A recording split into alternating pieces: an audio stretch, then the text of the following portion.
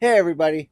Thank you for tuning in. Today is the first show of No Excuses. What is No Excuses? Well, it's a show about people that have lived through different experiences and positive experiences through the pandemic. And today, for the first show, I have a great guest. He's a friend of mine, but he's also a Canadian rock icon and also a great musician and a true talent, songwriter, singer, you name it, this man has done it. Everyone, Johnnie Dee from Honeymoon Suite. Hey, Johnny, how are you doing Hello, today? I'm doing just fine. That was a great intro. I'm just not sure whether do I deserve all that? Well, of course you do, Seriously, I because, mean, the icon. I don't know if I'm an icon. well, let's I'm let no it no this way. superstar by any means. You know, Yeah, but but let's thanks. put it That was this way. really nice. No That was problem. really nice. I appreciate that. Anyways, so John, I know there's a Yes, lot of things that have happened for you through the pandemic, and unfortunately, you guys can't be on stage right now. But you guys did release a couple singles with a brand new producer, and one of them charted. Can you tell us a little bit about yes. this? Well, the song's called "Find What You're Looking For." Um, our producer Mike Crumpus, who's in the UK, who lives in the UK now, is actually Canadian. We started off this record in Nashville, Tennessee, Nashville, and then he moved from there to the UK. So wherever he goes, we follow. Once again, the song is called "Find What You're Looking For," and the good thing is that it charted. For that to happen for a band like us, because we're in that classic rock sort of, I don't know, tunnel. We were lucky to get out of it, and we're so happy and excited. But we can't play right now, so but it's on the radio. Check it out. You might like it. Oh yeah, definitely. We're gonna definitely put a link out so people can listen to it because it definitely needs worth a listen. And one And thing don't I forget, and don't forget. yep. Sorry, don't forget the song that we put out prior to that, which was called "Tell Me What You Want." So we still have like a bunch of other songs that are all ready for vocals, but I can't get to the UK right now, so it's going to have to wait because people are asking us, okay, when's this record coming out? And we got to wait for this whole thing in the world to blow over so I can get on a plane. I think at this point right now, and if I'm talking too much, just shut me down. But I think at this point right now, I'm not sure whether even if I wanted to go to Vancouver or something like that, I don't think that I can. And the only reason why I'm mentioning Vancouver is because that's where our agent Bernie Auburn is from at Rock, and he spoke to Derry yesterday, and I spoke to Derry, and some of the dates that were planned scheduled for last year have been rebooked for this year. So let's see what happens. I mean, I'm aching to get out of this little cottage, you know. And I'll keep my fingers crossed for you, man, for sure. Yeah, keep everything crossed. But the other thing that is the songs that you guys have released, and I think the reason why it's charted, and we've discussed this before in the past, is that you guys have made it into a more modern day feel paired to the older songs, because a lot of artists they would try to rescind or go for the gold that they had instead of going into the new wave of music. And you guys, even though it still sounds honeymoon sweet, you put a modern day twist to it, which actually I think it's makes it more acceptable to the younger generation, even. it's just evolving writing wise. We're staying up with the times. We're always writing new music. Some of them are dogs, some of them are great. But as for the new sound and stuff like that, Mike Grumpus is a big fan of Honeymoon Suite, and the sounds and his production are great. And that's because he knows the band, he knows us. He's a big fan, so I got to hand it to him for the new sounds. Yeah, and like I Well, not said, new sounds, just the way it sounds. exactly. Not And new. Now, Honeymoon Suite is always going to be Honeymoon Suite, oh yeah, unless somebody definitely. throws a lethal weapon at me, which is Okay, not going to happen. a little dig there. You never know. But What's anyways, that? No, what's a, the dig? Did I make a dig? a little bit, but that's okay. About Lethal No, it's Weapon. just that, okay, let me explain.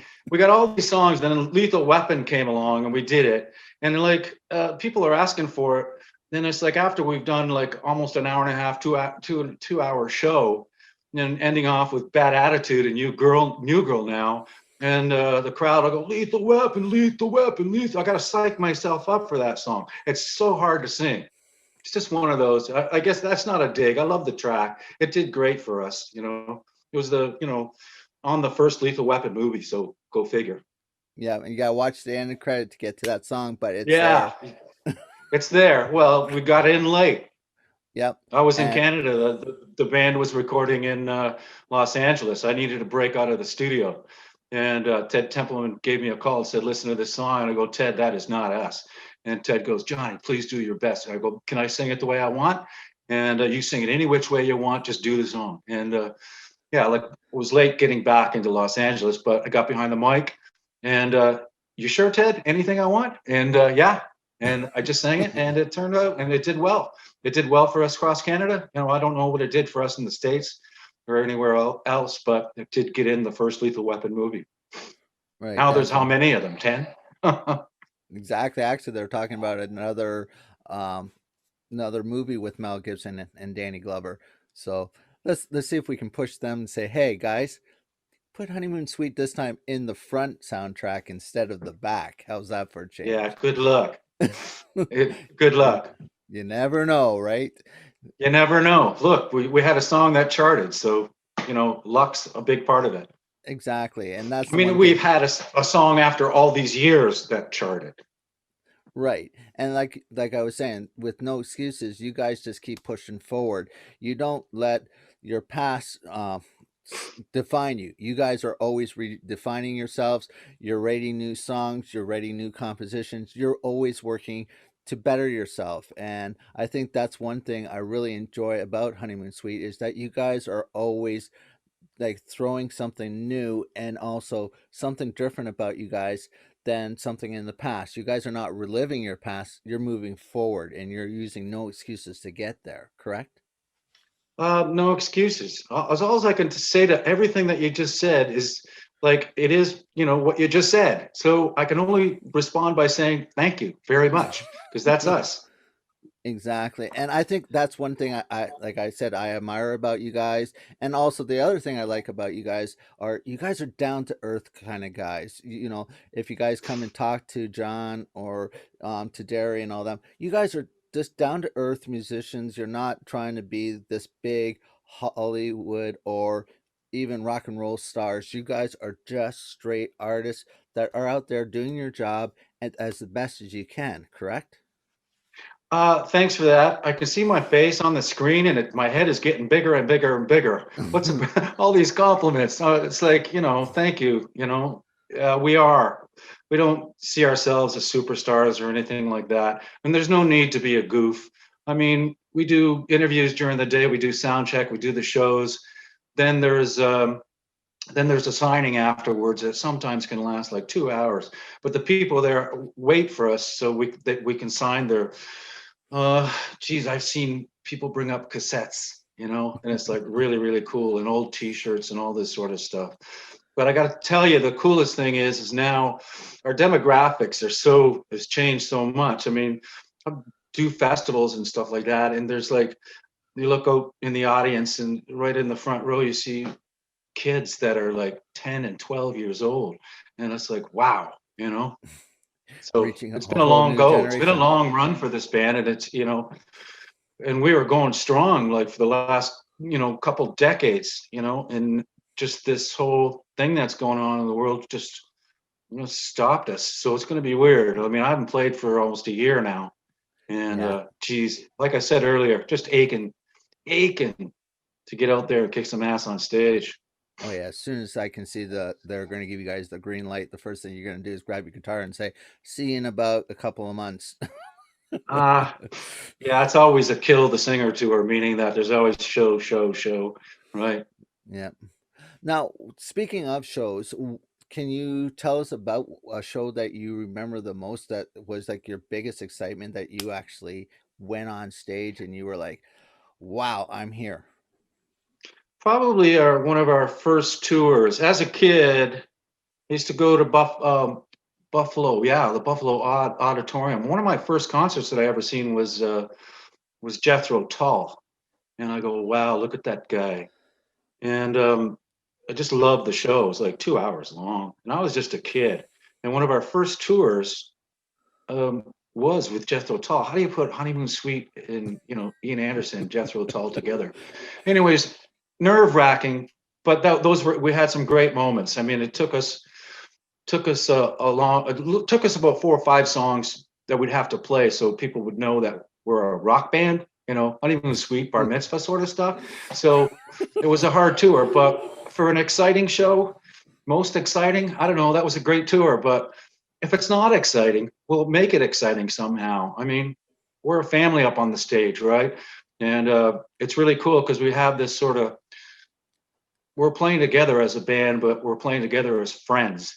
And I think the crowd sees that and they want to join into what's going on stage. I think I'm drifting off from the original question that you asked, It's okay. but there you go. Yeah, and like I said, and that's one thing I like about you guys. You guys are definitely like brothers in arms in this kind of band. Like you guys, On even though stage, let's, anyway. yeah, and We have, sometimes, sorry to interrupt. yeah, We have our moments, especially when we get into topics, which I won't discuss, but sometimes we have to drive from the airport to the hotel, and sometimes that could be 45 minutes, or sometimes it could be 4 hours. So there are topics that come up where we butt heads. So, but on stage, it's not that way. We're out there to rock and roll like every show. So there you go. oh yeah, definitely. And like I said, and every time you guys go on stage, it doesn't matter if it's a small audience like you do for the Ronald McDonald House to a big stadium. You guys give it still all 100%. There's no You stopping you have to, and guys. I think that's the way I started this band. I mean, it's time to go, guys. Give it all you got, and we do. Sometimes we're the most tired, right? We fly across the country just to do like one show and then go back to where we were. So, but when we get on stage, it's just something that goes on, and the crowd mostly has a lot to do with it. Yeah, and I think that Geez, I comes can't, I can't stand still for this long. Go ahead. and I think that's one thing about you guys. It's like you guys do use that whole no excuses philosophy when you guys go on stage. It's like uh, this is a small group. So what? This is our band. This is what they came to see. We're giving it all she's got and we're going to rock the house no matter what. And that's one thing I That's what we see. do. That's what we've been told. Exactly. And And honestly, it's not always so great. Like, I've had some pretty not so good shows on account of my voice and whatnot, but somehow I make it through. And and back in when we first started, we were doing like 18 shows in a row, and I had to sing them. But now we're doing like 5, 6, 7. But those days are over for me. yeah, that is one good key point that you just brought up. And that's one thing I also like about you is your voice. Your voice hasn't really changed that much paired to where you started. Like it's better, like it's got more depth to it, but it still sounds like Johnny D from the past. Like when you're singing old songs, you still have that same kind of feel to the voice. Like a lot Well, of musicians over the years, they either shred their voice or anything like that. You keep your instrument very well tuned, correct? yeah, I'm working on my voice when my eyes open in the morning, and the mask thing. I've been Yep. wearing these things for like decades. So I stay healthy. Um, yeah, definitely have to keep the voice working. If it ever comes to a point where it doesn't, then I'm hoping to say that I won't be on stage, and it'll just be they won't let it happen. But it'll be the end of the band. I mean, I started the band, so hey. Exactly. And John, I want you to, there's one question I want to ask you. What does no excuses mean to you? Um, you got to let me kind of think about what I'm going to say here, because no excuses is great. It's just like you're going to do it, no excuses, right? But in these times, I do have an excuse. People call me like grumbly and like, what's the matter with you? It's like I'm not playing. I'm used to a full day's work and a good night's sleep, and so if I'm not the happiest guy around these days, I have an excuse. So, but back to your question, I guess there is no excuses for us, right? Not as a band, anyway. And basically, that's all I know. Well, that's awesome to hear. And like I said, I always found you an interesting friend, and we've had some really interesting conversations. And honestly, one day I want to sit down with you and talk about some of the past tours that you've been with, some of the musicians that you played with, and hear about all these interesting stories because I There's guarantee you're talking like 3, 4 decades of touring, so there's a lot of bands and exactly. a lot of bands that was hard to get up in front of because they didn't want to have anything to do with Honeymoon Suite, and they didn't even know our band. So you got to get up on stage. It's a lot of work. So when we do have that conversation, it's going to be a long one. Well, I appreciate that, and I'm looking forward to it as always. But once again, thank you, my friend, for making this first show a success. I know people are going to quite enjoy it and everything like that. I, And like I said, I'm hoping that soon this pandemic will be over with and you'll be rocking the stage very soon and also getting to London to get that album done because, yeah, I can't wait to hear the next song that you guys are working on for sure. well, thank you very much, and I hope that your program does well. By the way you're asking questions and whatnot, just keep it up, and you'll do just fine with no excuses. Well, I appreciate that. Anyways, John, or Johnny D, I should say. Have a great You can call me day. John Johnny D. Just don't call me by my real name. Just kidding. You didn't need to hear that No problem. because you won't Anyways, be able to say it. oh, I can say it now. I've learned that. But No, no, anyways, please don't. I'll get phone calls. No, no worries, and not a thank you. problem. Anyways, Johnny D, you have a great day, and like I said, appreciate everything you're doing for me, and also for the fans that are out there, and like I said, and new fans that are coming and exploring Honeymoon Suite for the first time. Thank you very much. Bye, everybody. Thank you.